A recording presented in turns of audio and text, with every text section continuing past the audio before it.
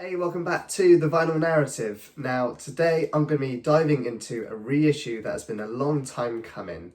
It is the Interscope Vinyl Collective's edition of Timbaland's Shock Value. Now, this is the first vinyl pressing of that 2007 album in nearly 2 decades. And as a long-time fan of this record, I've been waiting a long time for this. So today I'm going to walk you through the history of the album, the packaging, the audio that you get with this, and whether or not it was worth that wait of 2 decades. So let's get into it. So a bit of history about Timbaland's Shock Value. It dropped in April 2007 on Interscope Records, and it was actually his second solo album, though by then he'd established himself as a name within the music industry as, one of the most influential and forward-thinking producers in pop and R&B and hip-hop. And what made Shock Value stand out against all the rest was his ambition. He blended R&B and hip-hop with pop music, with dance music, with electronica, and even rock music as well. So very unique for the time. And it wasn't just a beatmaker's record, right? It leaned into some major features. So you've got Justin Timberlake on this album, you've got Nelly Furtado, One Republic, Fall Out Boy, The Hives, Missy Elliott, Elton John, Dr. Dre and 50 Cent. So yeah, some really heavy hitter names and also some names that are very of the time, right? But commercially, it was a big success. It made its debut at number 5 on the US Billboard chart, and it sold 138,000 copies in its first week, and then eventually went to become a global hit and sell millions around the world. You had singles like Give It To Me with Justin Timberlake and Nelly Furtado, and Give It To Me is essentially a diss track, but it's a very well produced diss track. And then you had the huge hit The Way I Are, which became this kind of global pop and R&B staple, and then you had the absolute mega hit that was just across all different radio stations, whether or not it was pop, it was rock, it was R&B. The collaboration he did with One Republic, which is Apologize, which is essentially a remix or reimagining of their original song, and that just became one of the most enduring tracks that lasted in the charts in what felt like forever, right? It's just a fantastic song. Critically, the reception was kind of mixed, I guess. There was some praise on the production and the ambition of some of the features, but others felt it was a bit overreached, and there are certain lyrical moments on this album that didn't always land, and I agree with that. There's a few kind of howlers in terms of the lyrics and some of the rapping as well, if you could call it rapping. But still, culturally and sonically, Shock Value was this just landmark of the mid-2000s, cross-genre hopping pop and club production. It just kind of pushed these boundaries in mainstream pop music, right? And for fans and vinyl collectors, I think one frustration was that Shock Value only ever had one pressing in the US. And that original LP or 2 LP set from 2007 is quite rare, and it's also quite expensive. So you're looking at upwards of £80 for a kind of good plus very good copy. So fairly expensive for that kind of material. Which all of this, it kind of makes this Interscope Vinyl Collective edition quite a big deal. So in August 2025, Interscope announced that Shock Value was going to be their vinyl of the month in essentially their vinyl club that they run, the IVC, Interscope Vinyl Collective. And this is, like I said, the first pressing of this record since 2007. So some kind of key specs about this record. You've got kind of slightly alternate cover art. You've got this purple colour shift across the kind of text on the record, which distinguishes it from the original copy, which was, I believe, red font on this, so slightly different. But this copy also includes 5 bonus tracks. So you've got Steve Aoki's Club Banger remix of, it's an extended remix actually, of The Way I Are. And then you've got instrumentals to kind of round off this release of the really big singles of Give It To Me, Bounce, The Way I Are, which is an extended instrumental, and then Apologise as well, featuring One Republic. So quite a lot on there, and we'll get into that a bit later on, how that impacts the release. And it's also pressed, the kind of differentiator is that it's pressed on this lovely kind of purple and black splatter vinyl there, and you've got the kind of purple shift, I guess, running throughout, the theme of purple shift running throughout this record. So even the label has got that slight purple tinge to it.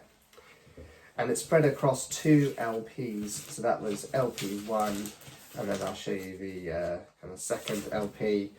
Again, fairly consistent in terms of that purple and black splatter, looks really striking. Now this was strictly limited to 3,000 copies, and they're all numbered as well. The version I got was, I've not even looked at the number yet because I rarely care about them.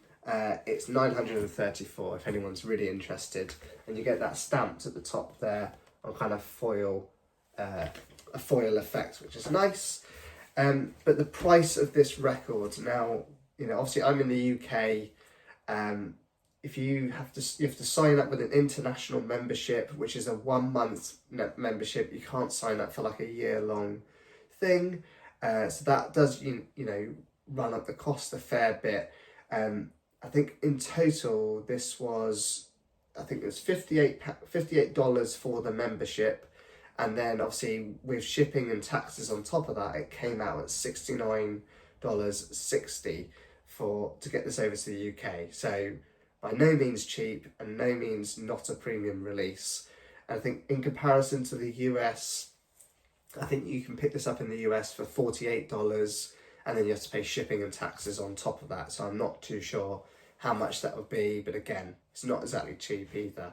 And then interestingly, this IVC edition of Shock Value is a generic cut, so it's not got a dedicated mastering engineer named against it, and they're not using Levi Seitz from Black Belt Mastering, who actually IVC have started to use Levi on a lot of their releases, and he's just been absolutely killing it.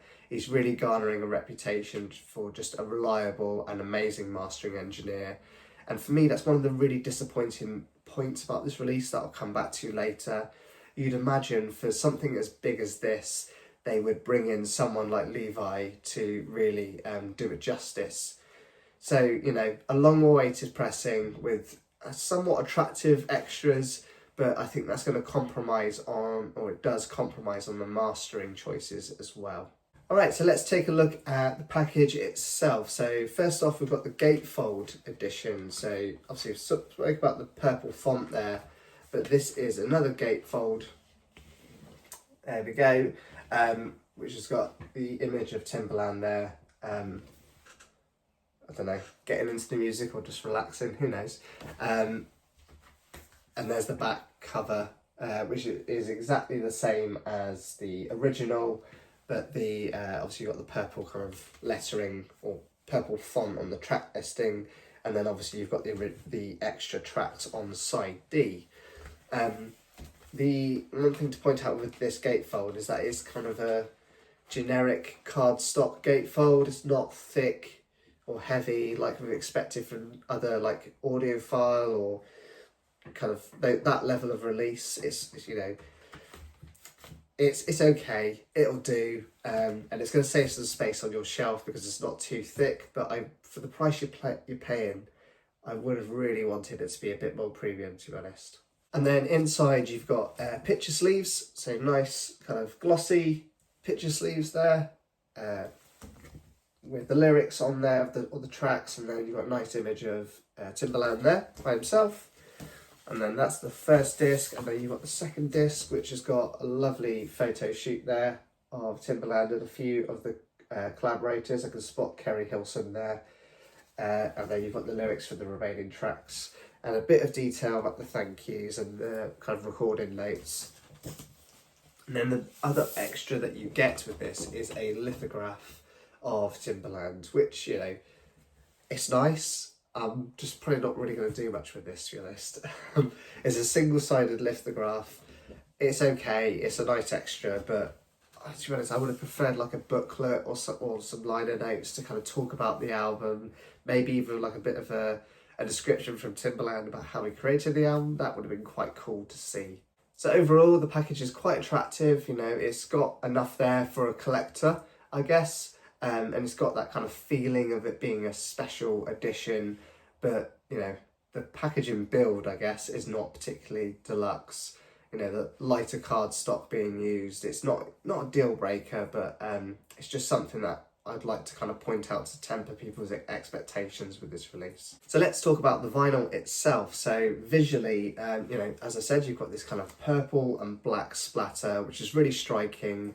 And both of my discs were flat, they were well centered and free of any warps, which in 2025 is a real win, because the amount of warped vinyl that I get delivered is just, it's not really acceptable, right? You know, the QC at some of these plants isn't fantastic. So it's nice that these were, it was a nice surprise that these were flat, which is what should be the standard, right, with vinyl.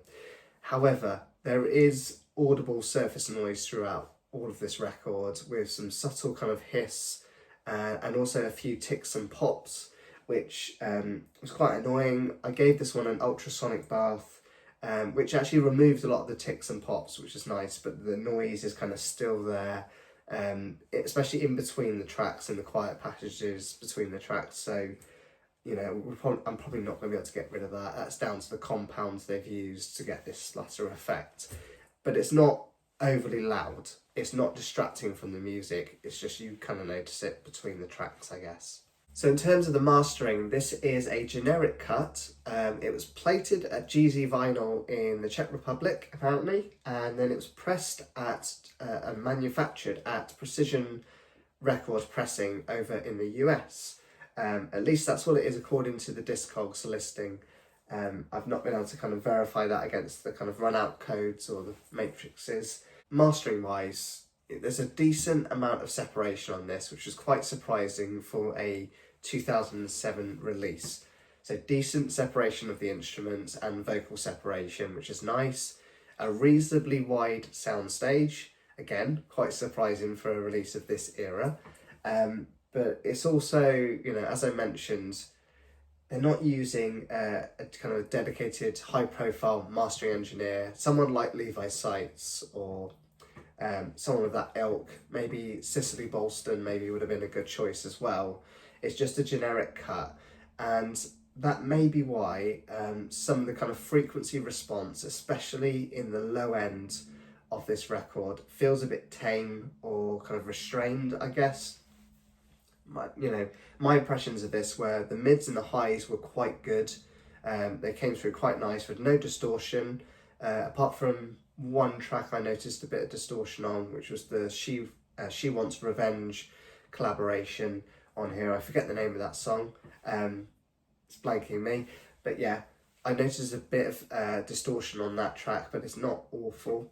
But the low end, I definitely noticed there wasn't as much kick, thump or punch that you kind of want from a record of this ilk. And that to me is probably the biggest disappointment of this release. Tracks like Bounce or Give It To Me, they just don't hit as powerfully as you want, especially on Give It To Me, right? That's a really good example. When that synth bass kicks in towards the kind of just at the start of the track, just after the drums have made their point, you kind of just want the room to shake, but it feels a bit held back. And, you know, I think that's partially down to the mastering trade-off they've done here of essentially cramming the full original album, which is already long by any stretch anyway, and extras like the remix and the instrumentals onto 2 LPs. You know, that's just going to reduce the headroom of what they've got to play with as a mastering engineer. Personally, I would have preferred this release to be, you know, if they were so set on providing those instrumentals, it should have been a 3 LP layout where you've got the album spread across 2 LPs and then maybe a bonus single-sided or double-sided LP for the instrumentals and the remix, because they're just extras that we don't necessarily need. It feels like they're harkening back to that era of when this was released, I guess, having extras like instrumentals and remixes and different vocal edits of tracks, you don't really need them on this. You just want a really well presented album that has, it's dynamic and it's got breathing room and it hits you when it needs to hit you. But again, it's really constrained this edition. Some compromises, that kind of compromise is going to be inevitable against the mastering quality for me. So yeah, it's decent enough, but could have been better. So I guess in summary, this IVC edition of Shock Value is, it's a welcome and long overdue chance to finally own this on vinyl again. It's not perfect, the low end is somewhat restrained, and the build is not, it's not exactly luxurious or premium, but it's far from a failure of a release. A limited edition like this, it kind of hits for most of the major marks that you want it to. And, I know I kind of hated on them including the instrumentals and the remix, but I do like to listen to those instrumentals because, for me, this album came out around the time I was considering a career in music production, so I was very interested in that kind of detail and understanding of how the track was built, and an instrumental was a really good insight into that as well. So I listened to them, I'm gonna listen to them, but it has compromised the audio fidelity of this record. If I'm gonna mark it, I'm gonna give it probably a 7 or a mid 7.5 out of 10. If they'd gone with a 3 LP set and maybe got someone like Levi Sykes in again to master this, who knows, this could have been a 10 out of 10 pressing, but I guess we'll never know. I'm going to say they've taken 2 decades to press this. I can't see Interscope releasing a generic edition unless it's for something like Record Store Day. So if you do want this on vinyl, you either have to stump up for the original, and you're going to be paying a lot for that, or you have to pick this up while you still can, and it's limited to 3,000 copies. So I'd say if you're a big fan of the record, it's still worth picking up. So if you've liked this review of Timbaland Shock Value, the IVC edition, please hit a like on the video and drop a comment down below, especially if you own an original pressing. I'd love to hear from you as to what your impressions are of that original. And maybe if you've got both, if you're lucky enough to have both, I'd like to know how that compares between the two. So thank you very much for watching. I've got loads more deep dives like this lined up for the year. You're going to like those, I think. So I will see you on the next one.